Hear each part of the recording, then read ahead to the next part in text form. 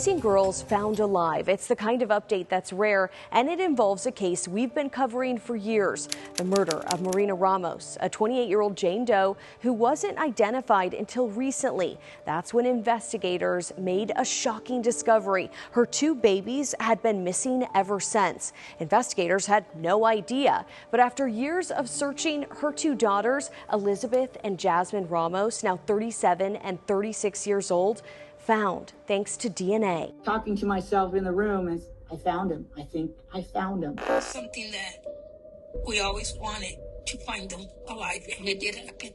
I'm excited to do this. I'm excited to learn who I am, learn who Jasmin Ramos is. Who had us? Like, where did you leave us? Now is that we found the girls, now we want to know who did this to my sister. In this episode, you're going to hear extended interviews from Marina's daughters and their aunt, who has been looking for her nieces for years, waiting for this day. So where have the girls been, and how was Mohave County Sheriff's investigator Lori Miller able to track them down? Well, DNA and a genetic genealogy website played a huge role. Let's first hear from investigator Miller on how this all played out. Where we're at today with everything, I mean, what are the words you use to describe this case? Rewarding, unusual. It's hard to put into words. You just never think that you're going to get the outcome that has, become of this case, that one day there it is. And you realize that all you've done for years is finally come to a successful conclusion. To think about all the work, I want you to back up to when you got the call, because this was a call that you had a match on a genealogy website, right? I had, and I have to give credit to Marina's older daughter of the two girls, that she worked diligently with me. She did everything I ever asked of her, and I asked a lot from her, and she basically did every DNA test, completed every kit imaginable. Then your final kit, your final results are in, and you look at it and it's like unbelievable. I think my heart fell down into my feet. What was it like to hear, it was Jasmin that you spoke with first. What was it like to hear her voice? Well, first I had to conduct follow-up to make sure if what I'm seeing is actually real. After I talked with my forensic genetic genealogist, I looked at the databases available for me to locate people. And when I looked her up, I saw that not only was she a high centimorgan match, but she was in the age range. And then when you looked for possible relatives, there was another name in there that was just a female name that was just a year older and in the same age range again. And I'm going like, oh my goodness. I started to dial every phone number that was listed for her. And I think they were all disconnected down to about the fifth. A female picked up. It turned out to be Jasmin. We had this conversation, and I was telling her about my cold case, my Jane Doe, and how I identified her. And she had her two little girls with her. And it was about 1989, and she said, well, my sister and I were found in a park in December of 1989. And it's like, oh my goodness, because Marina was found in our county on December 12th, 1989. So then it really started aligning. I saw the paper clippings of when the girls were found in the park and they were trying to, exhaust all of their different searches for their parents. We contacted Oxnard Police Department, and they actually did have a copy of the police report. They actually had a witness come forward and say she saw a female Hispanic, about 5 foot tall, and two male Hispanics get out of a black mini pickup somewhere in the neighborhood alongside the park, and saw them in the park. She saw that the youngest was wrapped in a yellow blanket, and she lost track of them, but it was the kids that were found in the bathroom. It was the same two. And she was described as wearing a long red skirt with white boots. And there was no further description on the two male Hispanics. So yes, I firmly believe those were the suspects that were indirectly or directly involved in her death. I was wondering if there had been better communication back then in 1989, if somebody would have checked, because Marina's autopsy revealed that she had given birth not too long ago. Yeah. If some detective would have checked reports or social media or put it out there, I have this deceased unknown Jane Doe, and then somebody in Oxnard, California says, well, I have two children, one just barely 6 months old, left in a bathroom. If those two cases could have been connected, that's an answer I don't have. Miller is looking into the paternal sides of both the girls and doing more testing. As you heard, the investigation is far from over. This was a huge moment for her and her department, but imagine being told all this news, all this information about your life, learning you've been missing and your mom was a victim of a murder. It's a process that Marina's daughters are now going through, and it's complex. We sat down with them just weeks after they learned the news. They were so kind to share with us their raw emotions. This is what I've been searching for and wanting for a very, very long time. I want everyone to know that I'm okay. I'm here. Imagine after years of wondering, learning your birth name, finding your biological family, but then learning that your mom was murdered. That's reality for these two women, Elizabeth and Jasmin Ramos. They know themselves as Melissa and Tina. The pair were adopted together after being left in that Southern California park back in 1989. The sisters still both processing this news about their mom and family, sitting down with me not long after Mohave County investigator Lori Miller confirmed their identities.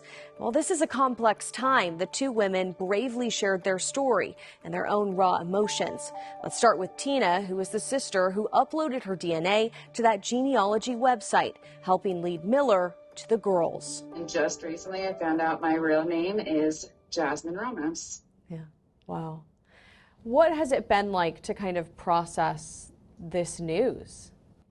It was like someone threw a wrench in my wheel, it kind of stopped me in my tracks at first, but then I was like really excited. I was shaking, I was crying, I was, nervous about everything, and I was kind of waiting for what the next steps were, so I was anxious about that too. And then it all came to realization that everything was okay, and that this is what I've been searching for and wanting for a very, very long time. Did you ever expect that you were going to get a phone call like that?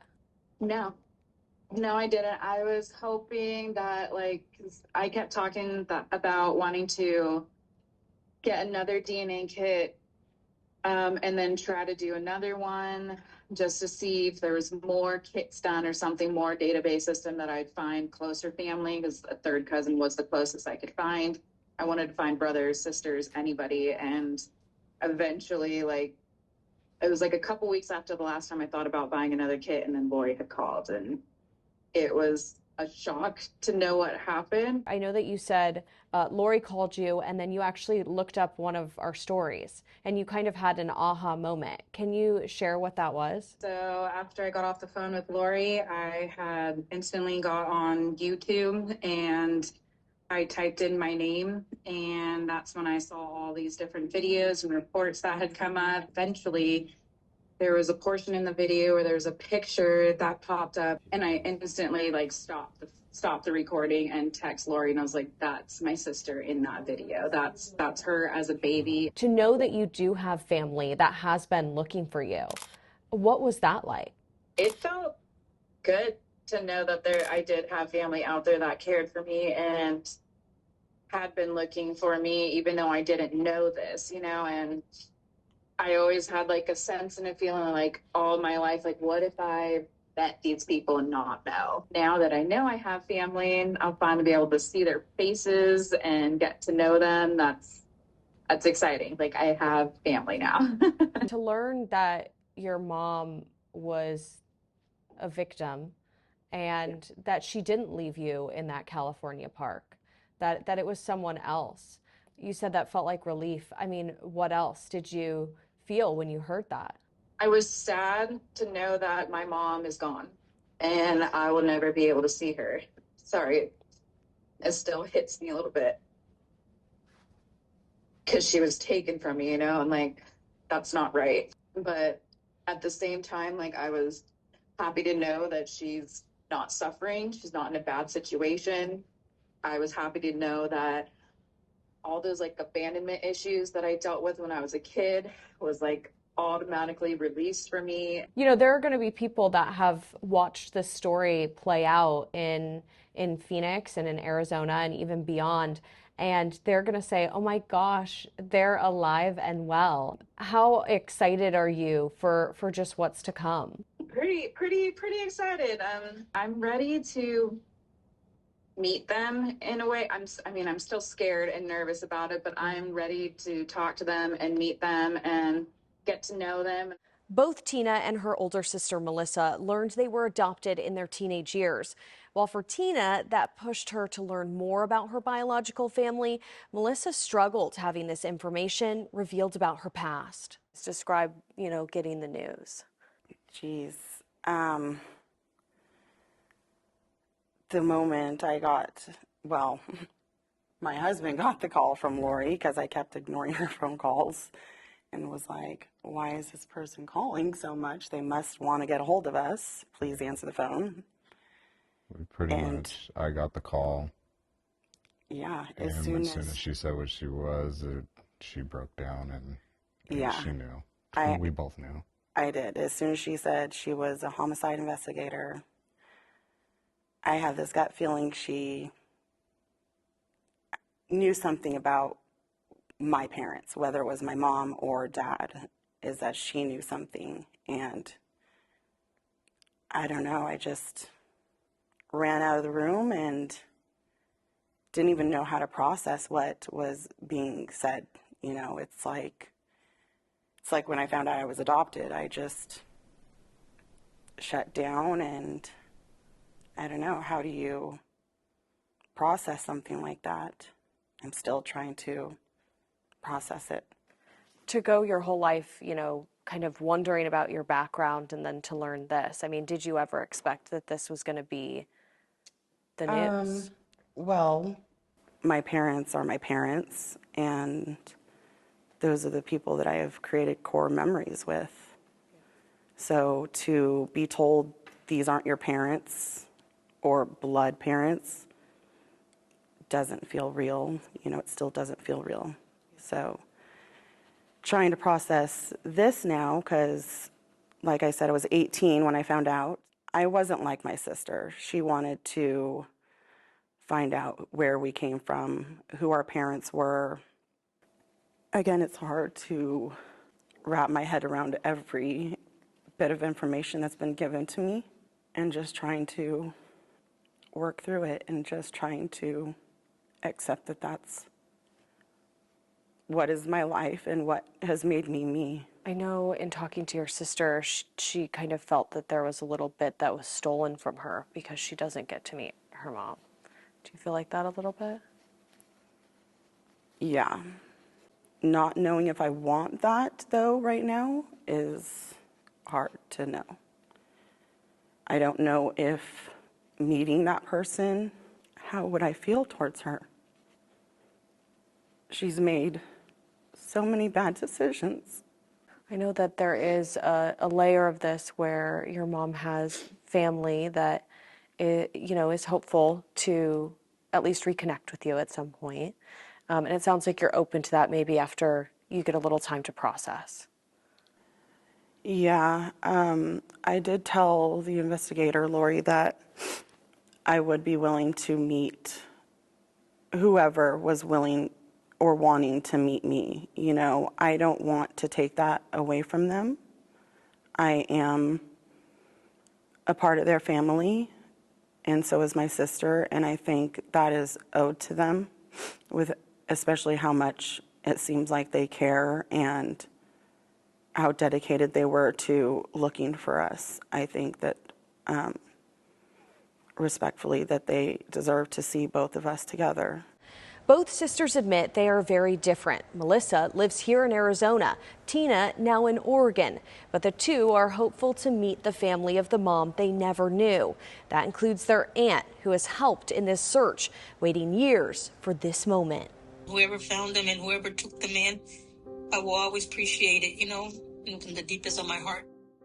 Picture this. One day your sister is just gone. Back in 1989, that's what happened to Margarita Maldonado. Her sister was Marina Ramos. The 28-year-old murder victim's family will tell you she lived an independent lifestyle that they oftentimes warned her about. Members of Marina's family searched the Bakersfield area, where their family is from. They even went to other areas of Southern California hoping to find Marina. Over 30 years later, they learned she was killed, left in the desert. It was family who told investigator Lori Miller about her missing daughters. Now, we're sitting down with their aunt, Marina's sister, who never gave up. Lori just deserves the world. She's done a lot, and I am grateful for the rest of my life that she found my nieces. Well, Margarita, I want you to take me back to that moment when Lori called you and she told you, I found the girls. What was that like? The first thing that came out of my mouth, it was, you're lying. Why are you lying to me? She goes, no, Margarita, I won't lie like that. I just started crying, because of something that we always wanted, to find them alive, and it did happen. You don't know how much I prayed. You don't know how much I cried at night. I would talk to my sister, come in my dreams, tell me something. Tell me what happened. Who did this to you? Where's the girls that you had them with you? Where did you leave them at? Give me a sign. Give me something. And for her to call me that day and tell me, it was an excitement moment, that if I could, I would just got on a plane and go visit them. But I know I couldn't do that. Yeah. I just had to wait for them, to be ready to see us. What do you think that moment is going to be like to hug them and see them face to face? It would be scary at the moment because we don't know if once they see us, if this is what they're expecting. I'm going to be excited. I'm going to cry. I'm going to be honest with you. I'm going to be happy, but crying of happiness that they're in front of us. We're able to touch them. We're able to hug them, especially my mom. And then when I found out where they left them and stuff like that, my mom was like, why do that to little kids? Why? And I just told my mom, I said, you know what, Mom? It sounds bad, but at the same time, I feel good. Why? Because they left them where they could find them, which is, I don't know how people can have guts to do that, and still live out there, like nothing, like it's okay to kill somebody and walk away and leave them like animals. And then to leave two girls, what kind of heart do you have to leave two girls in a bathroom, It's not right, but it's not right, but it's, I guess in a way it was good because it could have been worse. It could have been worse. They could have taken them somewhere else and left them in the fields, who knows where, So I guess they left them in a place where they could be found. And whoever found them and whoever took them in, I will always appreciate it, from the deepest of my heart, that at least there were some good people out there and did the right thing. Now is that we found the girls. Now we want to know who did this to my sister. What do you think Marina would be saying right now? Thank you. Thank you. You guys didn't give up on me. Thank you. I'm pretty sure she's jumping of joy up there that they found the girls. Now they have their family. Now they're closer to my blood family. And jumping up of joy saying they found the girls. Now they're not by themselves. Now they're not wondering why Mom did this, why she left us, why she never came around. What would you tell other families? I mean, you guys waited decades to find the girls. Never give up. Always keep faith. Trust in somebody. Always, especially if you have the information, you got pictures. Never give up putting up pictures, putting them out there. Facebook. We have social media. We have computers. We have everything. We have Facebook. Put them out there. There's somebody out there that might know these girls or might know somebody and say, hey, I know this person. Let me call, even if it's not the right person, but don't give up. Always be there. Have the faith. I know for others, not the same, but never give up. They're always push forward. A family entering a new chapter, and the investigation is too. Miller is hoping stories like this will cause someone to come forward and give her that tip she needs to find the person or people involved in Marina's death. As always, we will be sure to cover any updates here on Arizona Crime Uncovered. Thank you for watching Arizona Crime Uncovered. We're working to bring awareness to crimes where victims are still awaiting justice and also provide an in-depth look at cases still unfolding. Each episode breaks down a timeline of the case, where it stands now, and if any help is needed from the community. You can watch on ABC15.com, the ABC15 mobile app, Roku, YouTube, or any of your other streaming platforms.